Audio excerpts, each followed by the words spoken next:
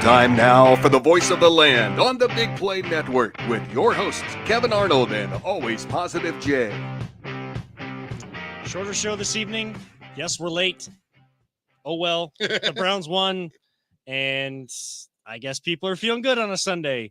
So we're just going to start things right off. This is the Voice of the Land, your Browns postgame show right on the Big Play Network.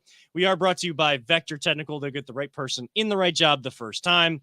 I'm Kevin Arnold. He is Always Positive Jay. Our producer extraordinaire is Peter Tellep, also known as Audio. What Jarvis was to Iron Man, Audio is to the Voice of the Land. We'll just start right from the top, Jay.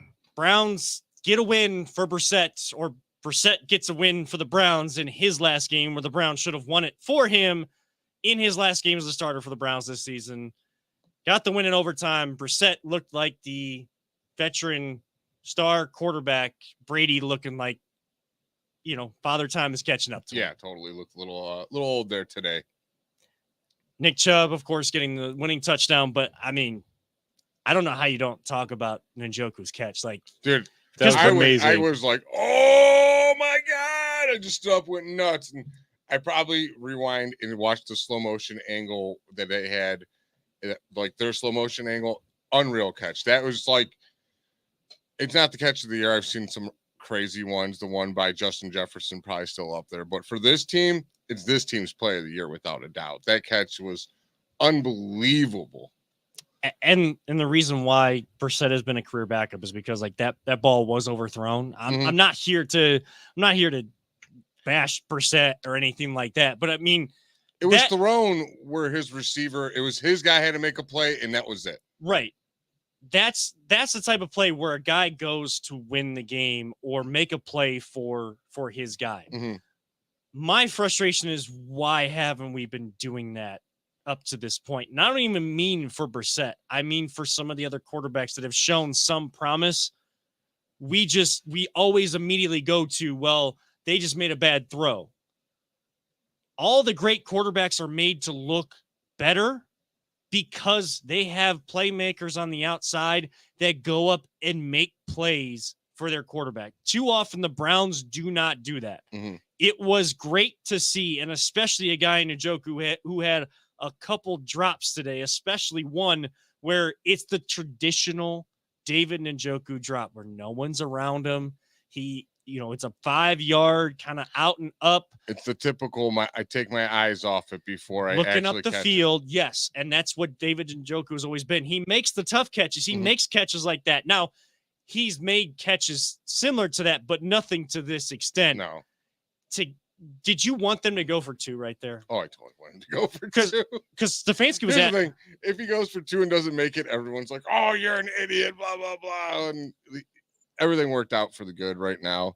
I want him to go for 2, but I always want to go for the win in those situations. Stefanski Stefanski was asked about that after the game, and I think he had something in jest to say, something like, I thought about going for 2, but I didn't like the play, and I'm the one that draws up the plays. So, I mean, if that's not a microcosm of, what's wrong? Boy, like, ha ha ha, like you get like that eerie type laughter going behind there. Like, you don't like the plays that you draw up, and you're supposed to be you're the offensive play caller. Boy, that just kind of takes me back to so many other situations for this team. Yeah, I can't stand his press conferences anymore. Listening to so many of them. Oh my God, I feel bad for you who have to cut all this out and listen to those. So there's good things that are said, but like what I'm doing right now, the thought process in the middle of it, it's not just blank thought process moments, like quiet moments. It's, yeah, okay, yeah, we got, yeah, the win, yeah. It's like sometimes it's so difficult to listen to because they're searching for the right words. It's like they're searching for the script that Stefanski reads from every single time he does a press conference, especially in losses. Oh man. Well, a lot of good things out of this game today, outside of the weird press conferences you had to take care of afterwards. Myles Garrett showing up in pain. Yeah, in pain. Like you seen him holding his arm earlier. But when you needed, like he had one earlier, but when you really, really needed a sack, he got it at the key moment of the game, which a lot of people give him slack about not doing that.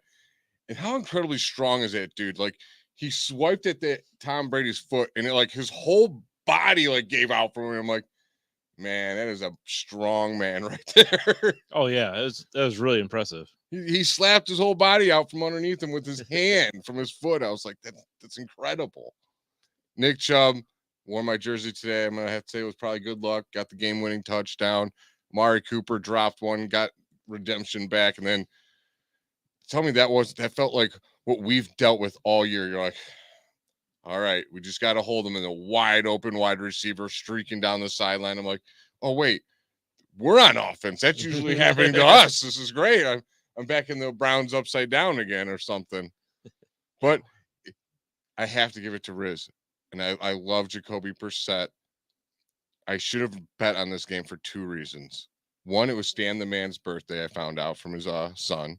It's like, oh, the Browns ain't losing on Stan the Man's birthday. But this dude literally has one game, lost 2. Won a game, lost 2. Won a game, lost 2. I'm pretty sure he's done it all year. And Riz said it from the game. I'm like, damn, he was completely dead on with that all year long. And here's the thing about it, though. Like, Brissett has been the reason for his 1-1 loss to type record. Before. This year, it's not him. There's been a couple instances, and they were like, oh, at the end of the games, he drove down there, threw an interception. Like, no, the defense put him in that position to have to go do that. He already had the game won many of times. Right. Like if that would have continued as a trend, like I would have said, like that's more on him. That's who he is. But this year, and maybe it's a credit to Stefanski because he's gotten the best out of so many quarterbacks that haven't really amounted to a whole lot in the league. I mean, we know who was the quarterback here before, and he probably got his best year out of him. Brissett, this is his best year. I think Fox even put up his stats from all of his other starts to this season. His completion percentage is up. His, all of the metrics are up. I mean, he's like at least a top 15 quarterback there this year, and he's a backup technically. You really feel like this team could have gotten the 6-5 or 5-6 that everybody wanted them to before Watson. Had the defense played to their potential. Yeah, and again, you look at a game like this where the defense plays to their potential against a team that, yes, they're coming off a bye, but they had 2 straight wins. This is a team that's looking to get into the playoffs. Brady's only got a couple more runs left in him. If maybe just one, he wants to get back into the playoffs because he feels like once you get there, everything is on the line. He knows what it takes. He knows what it takes more than some of these younger guys that will get into the playoffs. And you go up and you beat him. Coming down the stretch, a game that the Buccaneers needed. Now even them losing today keeps the Panthers in kind of, as crazy as it is to say, keeps the Panthers kind of within arm's reach. Now, do we think they're going to win anything? No. Sam Darnold's good for one win a year. He's feeling rejuvenated. He finally got the reins. Good old dead eyes. Yeah, good old dead eyes. That will always make me laugh. The averages always balance out. So, but again, the loss today keeps everybody in the NFC South in it. Browns get the win when nobody expected them to. Everybody thought it was the same script. You get the first touchdown, and then you have to kick a field goal. Your kicker misses a field goal. Was that one blocked again? No, he just shanked it. I think he shanked it because it was the defender was there so early that if he would have just paused, he could have just let the guy fly by and then kick it. And he was there that early that I think it totally just threw him off. Instead of driving through the football, he swung his leg. He swung his leg like this a cross. Guy makes field goal. He's 1 for 1. It's insane. He's 1,000%. 1,000%. Bet 1,000. That's good. Better than me. The script looked like it was going to go exactly the same. And no one was giving the Browns a chance in this game. And then they show up in the way that we expected to see them all year. And the run game was there. There was a good balance between run and pass with in and out rain showers. A field they got turfed, someone rolling all over it. They didn't even try to fix it. Well, they said they did. They actually did, but you could see if I saw a close-up picture, you could see the hydro seed spray on it. Yeah, it's just that it's not going to grow. Yeah, it's impossible right now. In this almost weather. December, so Yeah, and you only got 2 weeks from now until your next. There's 2 more games, 2 more road games, and then you come back home. So I guess 3 weeks until you're back Yeah. home. It ain't gonna grow. It's not going to No. grow because the temperatures are all over the place right now. My question is did they change the locks after Baker moved out? I Because think- we all know the security The code was code was 6. 6, yeah, Yes. Yeah. Well, I don't know. The fact that Being someone a dead horse. It could have been Alice Cooper next door came over. Just saying. Could have been. Wild parties over there. I mean, if you guys look at this week, like, how did we win this game? You know, We played complimentary football for like the second time this year. right. Kind of wild. Why can't we? Where is the consistency? You know, like it's so frustrating. And I'm dude. You know me. I always got hope and trying yeah, to you're find. always positive. It's just that this seems so young. Like we all have to. I kind of got to remind myself this team is I believe it's the youngest team in the NFL, and that's the youngest team in the NFL are going to make these mistakes that they keep making this year, and we got to make a run. And I don't think we're going to make a run to make the playoffs. We need to make a run to start establishing a winning culture again here and how to play consistently. Yeah. And now we got QB4, as we'll call him here, I guess. And I mean, you have to win with this guy because if you don't, good luck, man. The biggest fear there is he hasn't played. I think people have said by the time he plays on Sunday, it'll be 700 days since he last played a competitive football game. I honestly, I don't think that's going to bother him. I really don't think it's going to be all that. It won't really be as sharp as he once was, no, but he's still a world-class athlete. The timing with his team is what's going to be off. That's what's going to be off. I think he'll probably like skill-wise still be there because I mean he's been practicing the last 2 years. It's not like he's been in a coma for 2 years sitting there, but yeah, his timings that's going to take some time for that. I don't know develop. if his like accuracy is not going to drop off because of that, but the timing with your receivers is huge, and that's where he's going to be lost time. Well, and he's going to be all amped up too, and it's going to be an emotional game there in Houston. Emotional to say the least. Like I don't want to dig in too much on what that game could be with him going back to Houston, and the NFL somehow giving him 11 games, and his first game back is in Houston against his former team when everybody thought it would be through that game or more if they were going to go with a long suspension. It's not, so it somehow worked out that way. If this guy is what Dabo Swinney said he was, he is the Michael Jordan. That's what Dabo Swinney said about him. He's Michael Jordan. Ball, but yeah, I understand. But if what he's going for there, and not saying it in the greatest of terms, is what he has in his veins, that ice water in his veins, that don't care, gonna get the job done, always gonna come through type mentality, then yes, it shouldn't matter that this guy has not played a competitive football game in 700 days. But the lack of timing with his teammates, the emotions of the game, I expect a helter-skelter, at least first half. As something, I'm not saying 3 interceptions, but something similar to that game that, the Browns had a couple years back in Houston where Baker threw 3 interceptions in that first half. They almost came all the way back because he just started lighting it up.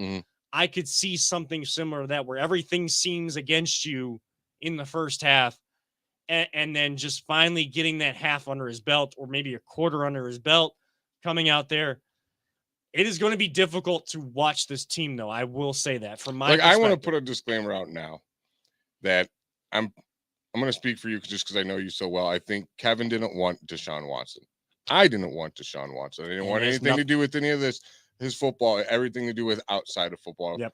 Didn't want it. We don't make the decisions of this team.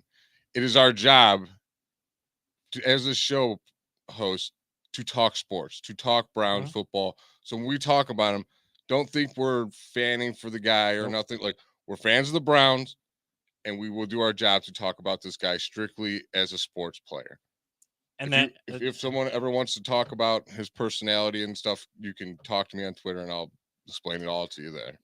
Yeah, I think you said it perfectly. Like, we're going to break down, not even just because we agreed with Dave from Big Play, the founder of Big Play. Not only that we agreed to be the post-game show or to do it, our show at this time and kind of have that avenue for big play to do some sort of post-game element. It's not just that. It's who you and I are trying to be, who Peter's trying to be and trying to build in this industry. It is the job. Like when you listen to sports talk throughout this week and they're talking about Deshaun Watson ad nauseum, it is because it is their job. It is our job to talk about who is going to be playing for this team. Deshaun Watson, the football player, in the past, we don't know what he's going to be now that he's had this long layoff. That's the questions that have to be answered. And the only thing that's going to answer that is by him playing. And he is going to play. So that has to be talked about. And we are going to talk about that. I'm going to do my best to do it in a unbiased way, and taking being a fan of Cleveland, being a fan of the Browns out of it, because I have my trepidations and deep-rooted trepidations about Deshaun Watson playing for this team, and I did not want him for that. And has everything to do with off the field, nothing to do with the football player and the skills that he has. But I am going to do our job here on this show, and we're going to try to present it in a different way than anyone will. Not yelling at each other, not trying to put some sort of bit on or whatever. That's not us. That's other people, and they do an excellent job at it. We know who we are. They know who they are, but it's all part of doing this job. And that's all I got to say on that. At least the Browns got a win in this one, and the normally the fun sucker or Sunday fun suckers. They were the Sunday savers. They were not the weekend. That other team, yikes! They were not the fun suckers. I saw it coming. You're madder than I am, so I'm gonna let you take this one on the other side of the break because I saw this coming. Yes, we'll save that for the other side of the break. Plus, we got to update the World Cup. We got to talk a little bit of that. We're only doing a half hour tonight, so we got one more segment. I got to try to get a lot of crap off my chest in 15 minutes. Can we do it? I think we can. This is the Voice of Land right here on the Big Play Network. Whether you're looking to hire new talent or start a new career, Vector Technical has you covered. Vector Technical is a 28-year-old staffing firm that has helped thousands of job seekers advance in their career with reputable partners throughout Northeastern Ohio. Vector Technical is more than just a temp agency. With an above-average hire-in rate of 1 in 4 candidates, Vector works hard to connect the right person with the right opportunity the first time. Vector Technical hires for skilled manufacturing and light industrial work and is sure to have a career that you've been looking for. To learn more, visit our website at www.vectortechnicalinc.com. Welcome back to the Voice of Land, your Browns post-game show right here on the Big Play Network. Kevin Arnold, always positive J, and audio, better known as Peter Tellup, our producer extraordinaire. Boy, we're used to coming on here at this point in 2022 in the fall where it's football season and just being apathetic to the fact that the Browns are the fun suckers of the weekend. Not just a Sunday, but the whole weekend. You feel good going into Sunday, and then almost everything just gets sucked out of you, and we just became apathetic. But you feel going into Sunday. Why do you feel good going into Sunday? You feel good going into Sunday that way because people that wear scarlet and gray usually kind of get the weekend off to a good start. Actually, high school football gets off to a great start, and now we're coming down to the state finals. I believe Kirtland is in the state championship. Kirtland is in the state championship. Their running back went off yesterday. 295 yards. Gosh. He had 263 yards. Tired from just hearing that. 263 yards Gogolin? rushing. Yeah, Gogolin? Gogolin or Goglin. Yeah. Yeah. He had a 32-yard catch as well. Nice. He touched the ball 19 times. I think it was 295 yards. Nice. Jeez, Total. oh man. Oh boy. And they're going up against Marion Local, who has had 11 shutouts this season. That's Jacob and I might go down to the game. It's 10:30 on Saturday down in Canton. 10:30 a.m. 10:30 a.m. It's a Division 6. Oh my god. It's a morning game. Plus, I can't even watch it because it's only through Spectrum. Call they me. get all the rights. Might go with you.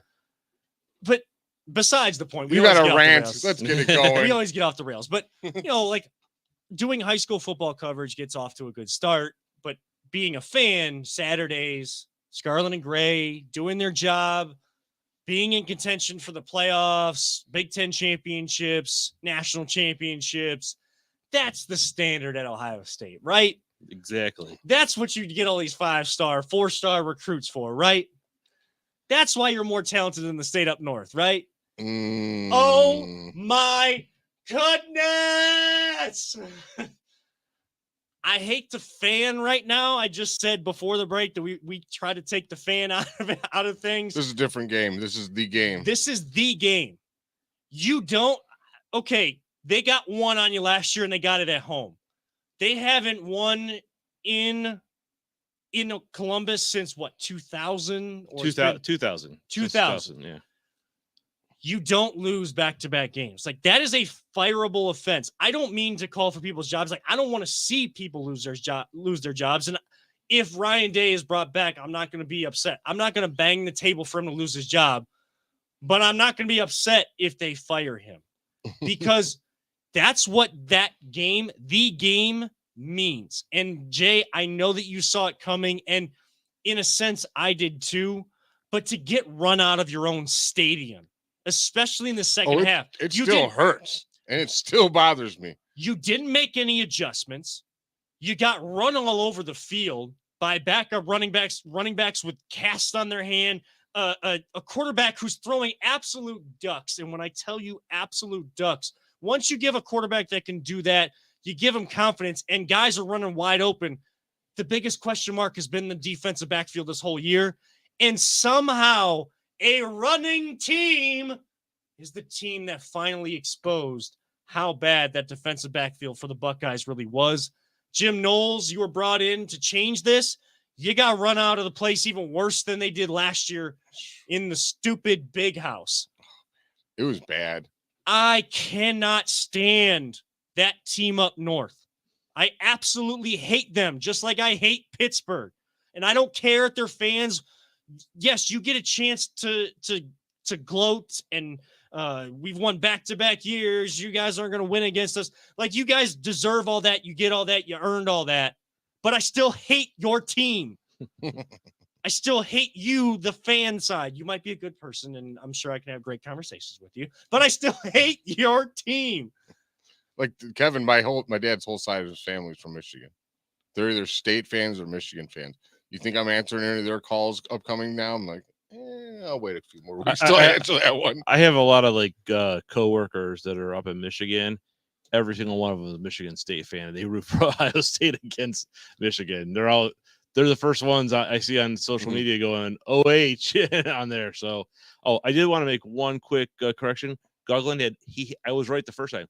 395 yards rushing or total. That's insane. 363 rushing. Wow. 32. He had one catch for 32 yards. Bro. The Ohio State could use him against the Michigan. Other team had a total of 222 yards total offense. Yeah. Well, insane. And totally different levels, but that Kirtland is a team, and even that team up north is a team that knows their identity. They get physical. They play football the way it's supposed to be played in this area of the country, and they get the job done. Here's a question for you. Is John Harbaugh a better coach than Ryan Day? Well, I mean, John Harbaugh's in the NFL. So maybe. I'm sorry, Jim Harbaugh. I didn't think he was. He was about to be run out of there. And they gave him an extension, and people we were all excited. We were all happy, and now it's like, didn't they? I could have sworn they said during the game that he called his brother about this game.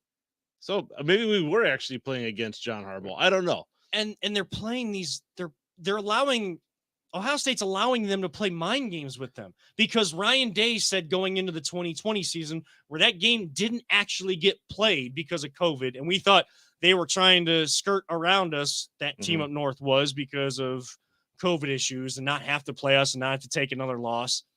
Ryan Day said, we're going to put up 100 on them. Well, since he has said that, I don't know, Jim Harbaugh has figured out how to freaking coach again and outsmart you and outwork you, out scheme you, adjust you in these games. And running you out of your own place. You had to win that game every single, when people call Ohio State fans Buckeye honks, they are talking about the people that are blindly looking at this and saying, oh, we might be just outside, but we can still get in the playoff.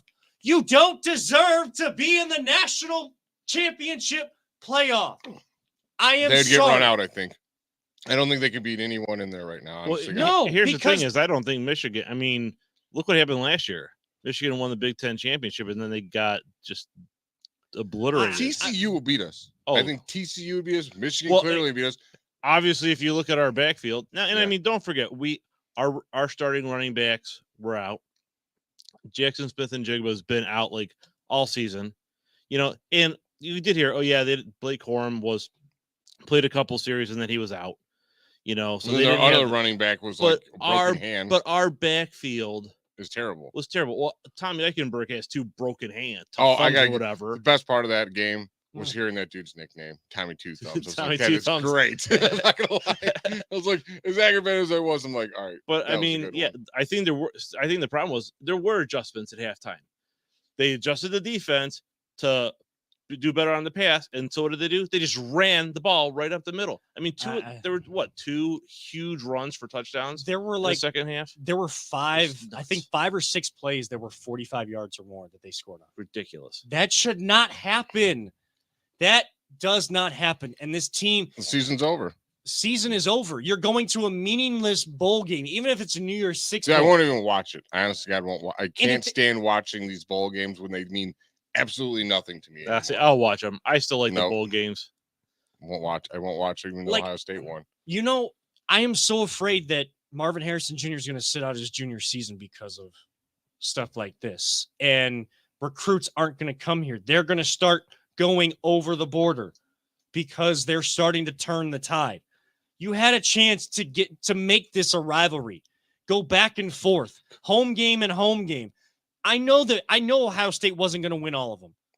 But it's one thing to have that happen on the road when the crowd noise is against you.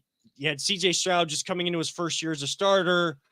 It's one thing to have that. They got off the schneid. They finally got a win, and it was at home.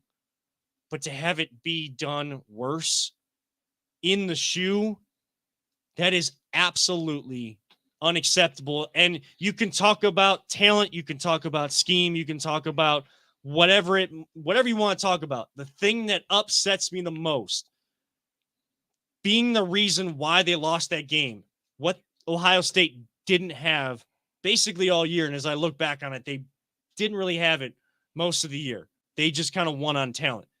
They didn't have heart. That game is supposed to mean something. It means something to them.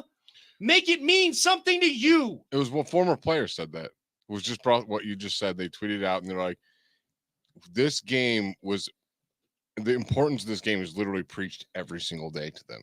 They used to be. I don't know what Ryan Day does. If he does or doesn't. He says it was literally after every play, and Tressel would have 15 minutes that they practiced for Michigan. They did their all practice, whatever, and then they're like, all right, 15 minutes, we're practicing for Michigan.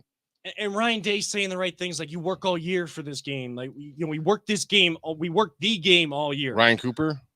Yeah.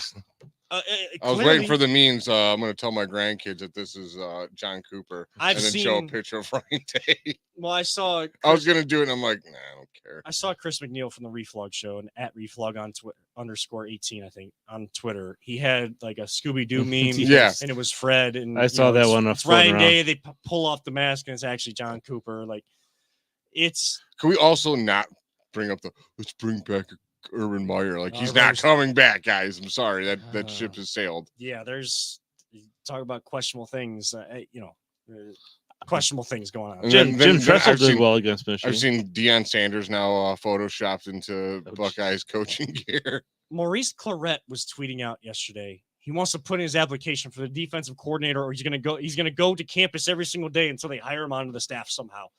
Like, former players, even a guy that only played 1 year, knows what that game means. I need to get him on this show.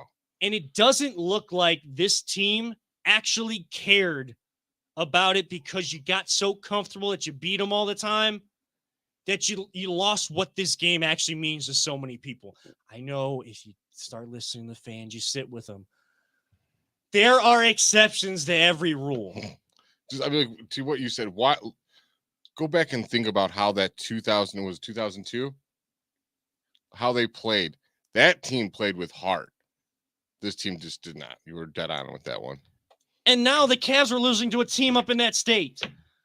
If the Browns wouldn't have won today, we might have been messed up by the entire state. I hate that state. I don't give a damn for the whole state of you-know-what. Oh, there's plenty of time left, Kevin. I understand, but they're only down 5. I'm like, well, how bad is it? Oh, it's 12 minutes. when I open that up and I see I'm in the middle Kevin of my wants utter destruction. Destroy. All right, Kevin, take a break. Let's get to your happy place now. Oh, my happy place. You all know we're going to close with my happy place because it has been glorious. At least my version of football has not been letting me down. It's soccer. It is soccer. And you haven't. We were talking about the commercials with the soccer football. I know, but to prove a point, like the type of football that I get into is soccer. And I get into American football too, but it's been letting me down recently. Look, this has been an absolute glorious World Cup to start. There has been upsets. There has been world-class goals beyond world-class goals. Oh my God. We have to talk about the one goal. Which one? We'll talk about it on their side. Oh my. Brazil? Yeah. I was like, the scissor kick. I don't know, dude. It looked like a move out of Mortal Kombat. It was like up, down, left, right, bam, hit this dude with the special kick. First off, again, if you don't watch the sport, I get even more amped up for the pass sometimes than the goal, and the goal was spectacular and it gets anyone amped up. The outside of the foot. This dude picks out a pass with the outside of his foot when his momentum is going the opposite direction, hits it perfectly, and then boy, Brazil hitting that, like the scissor kick, the precision on it. No chance for the goalkeeper. Oh, man. Like, I love that type of thing. That's the type of highlights I've been retweeting on my Twitter. That's what I made most of my Twitter about. And I don't care if it doesn't get me more followers. I don't care about followers at all. God, this has been fun. I'm trying to pull up the standings in each one of the pools. There's a big game coming up on Tuesday, guys. The USA has to win. They have to. There were 20 million people, I think the most ever, to watch a World Cup game.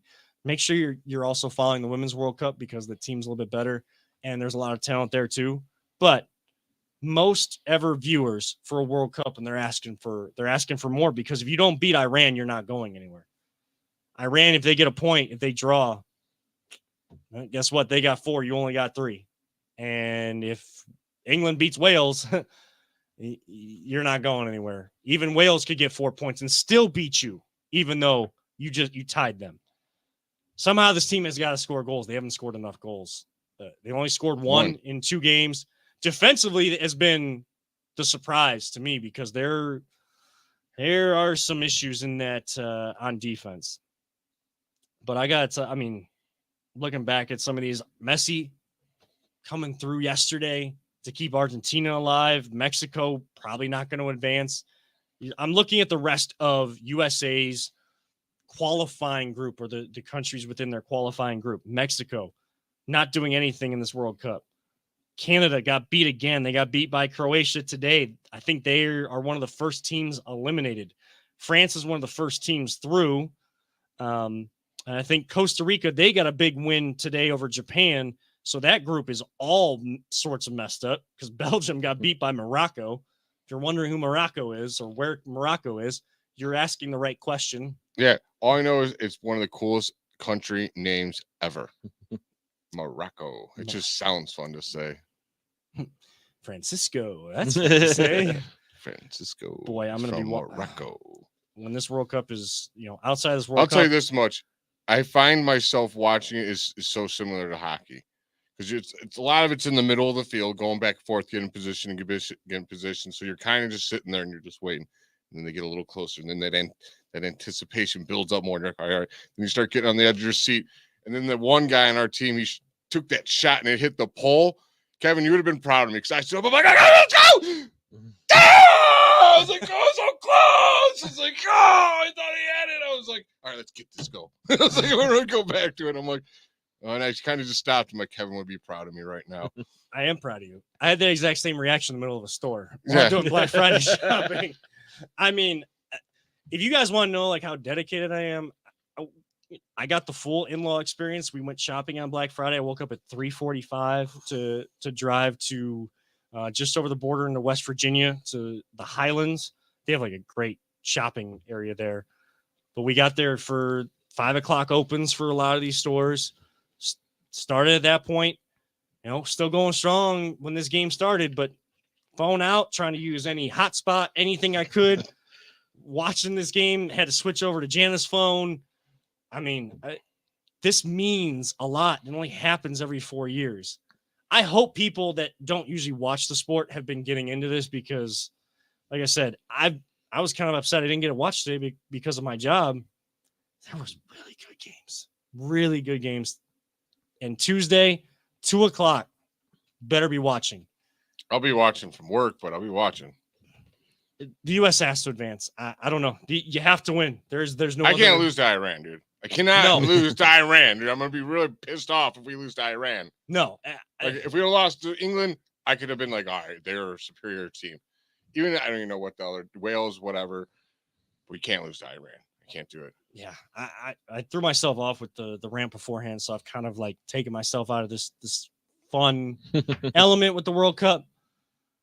But we're still, I think, 3 weeks to go in it. I mean, it's going to go up until a week before Christmas. So, hey, and the games are done no later than 4 o'clock. So I still got plenty of time at night to get on my Christmas movie marathons that'll be starting on December 1st. So got to watch one a night.